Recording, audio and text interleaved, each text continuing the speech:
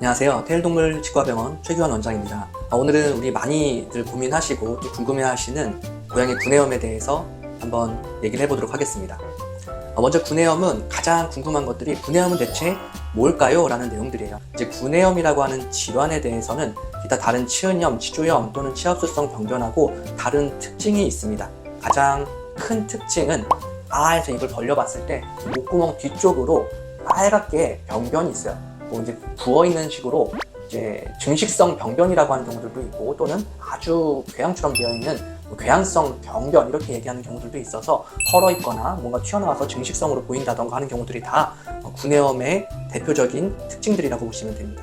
그래서 이런 경우들은 또 하품을 하거나 또는 병원에 내원해서 입을 벌려봐야지 확인할 수가 있는 경우들이고, 더 드물게는 그쪽 병변 말고 이런 옆에 있는 치아 점막 위쪽으로나 아래쪽에 있는 점막 아래쪽으로 병변이 있는 경우들도 구내염이라고 합니다. 그렇다면 이런 구내염은 왜 생기는 걸까요? 원인이 무엇일까요? 여기에 대해서는 굉장히 많은 토론들이 있어요. 그래서 그 구내염이 대체 무엇이고 왜 생기는 거에 대한 것들을 많은 공부들을 하신 분들께서 논문도 쓰고 또 원인들을 찾고 하지만 현재까지 구내염의 원인을 명확하게 규명할 수 있을 만한 내용들이 잘 없어요. 그래도 크게 구내염을 일으키게 되는 원인들 중에 사람들이 그래도 동의하는 내용들이 몇 가지가 있어요. 그 중에 하나는 바로 칼리시 바이러스의 감염입니다.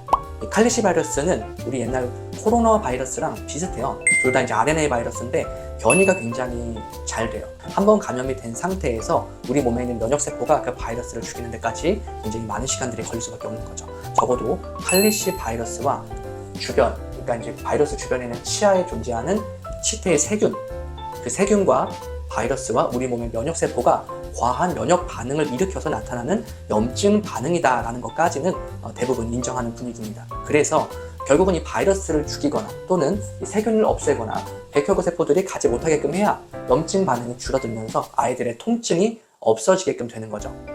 결국은 이런 면역 반응에 대한 과정들이 종료가 돼야지 구내염이 종료가 될 수 있다.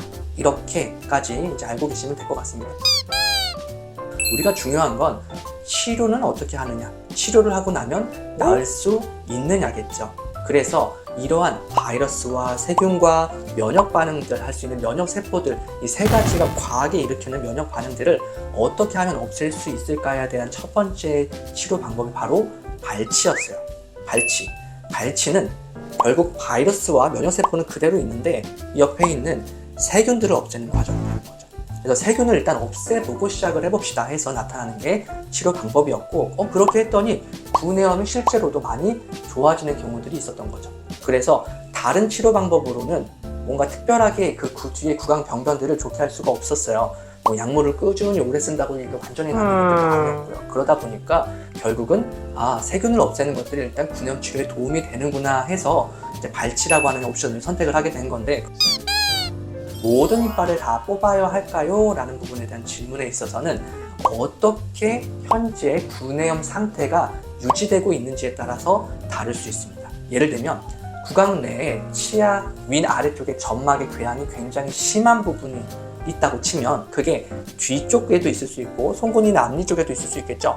그런 부분들에도 칼리시 바이러스가 진나게 되어 있어요. 그래서 면봉으로 그런 부분들을 우리가 수압을 하면 실험실에 보냈을 때 바이러스에 대해서 양성이 나오는 경우들이 많은데, 그렇게 해당되는 부분들의 치아까지는 제거를 하셔야 되는 거예요. 그래서 그게 뒤쪽 어금니면 뒤쪽 어금니까지, 송곳니나 앞니 있으면 앞니나 송곳니까지도 제거를 해야지만 우리가 원하는 구내염 치료의 효과적인 치료 방법의 예후를 이제 기대할 수 있는 거죠. 그럼 어떤 게 더 좋을까요? 부분들에 대해서는 깨끗한 치태, 세균 관리를 하는 상태가 된다면 어떤 것이라도 유지할 수 있다. 다시 말하면 정말로 뒤쪽만 점막의 궤양이 심해서 뒤에만 뽑았을 때는 송곳니나 앞니를 정말 깨끗하게 유지를 시켜주셔야 돼요. 이쪽을 못 닦아서 또는 계속 음식물이 끼거나 그래서 치아에 치태나 세균이 계속 남아있다면 뒤쪽의 구강 병변의 염증 반응을 계속해서 유발할 수 있는 원인이 될 수 있는 거죠. 그렇기 때문에 전혀 양치를 못하는 경우다라고 하면 이 치료 이후에 완전하게 좋아지지 않은 상태에 또 유발이 되면 다시 송곳니나 앞니를 또 제거하는 경우들이 생길 수가 있는 겁니다. 이 치아가 완전하게 이제 제거를 했어요. 그때 구강 뒤의 병변이 좋아졌는지 안 좋아졌는지, 또 완치가 됐는지, 또 다른 치료를 해야 되는지 안 났는지는 어떻게 알아야 될까요? 그거는 기다려 봐야 돼요. 그래서 현재까지는 수술 이후에 4주에서 뭐 8주, 뭐 많게는 뭐 12주나 그 이상까지 기다려 보면서 병변의 발적이나 궤양, 뭐 염증, 뭐 증식성 병변 등등이 좋아지는지를 확인을 해봐야겠죠. 결국은 발치나 수술적인 부분 이외에 계속해서 꾸준히 병변이 스스로 좋아지는지 확인이 돼야 되는 거죠. 이때는 이제 약물을 사용하지 않고도 병변이 좋아지는지를 확인을 해야 내가 이제 이 상태에 대해서 조금 더 정확하게 평가를 할 수가 있는 거예요. 왜 이런 평가를 해야 될까요? 라는 내용들은 뭐냐면 구내염에 있어서 발치는 1차적인 수단인 거예요.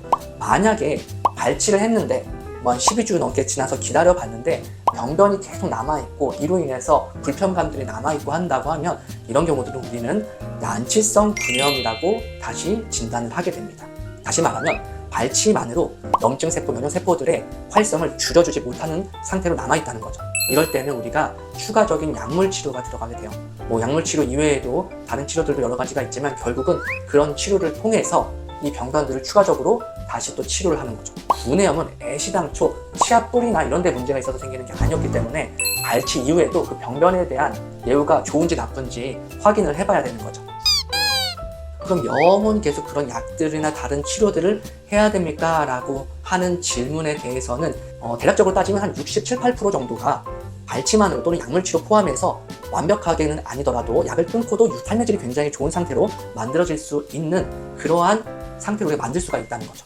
그 중에서 나머지 한 30 몇 프로 정도의 5% 정도는 약물에 대한 반응이 없는 친구들도 있고요. 나머지 한 25% 정도는 꾸준히 약을 사용을 해야지만 유지가 되는 경우들도 있는 거예요. 굉장히 치료가 길고 또 고되기도 합니다. 더 궁금하신 것들이 있으면 다음에 더 좋은 내용들로 찾아뵙도록 하겠습니다.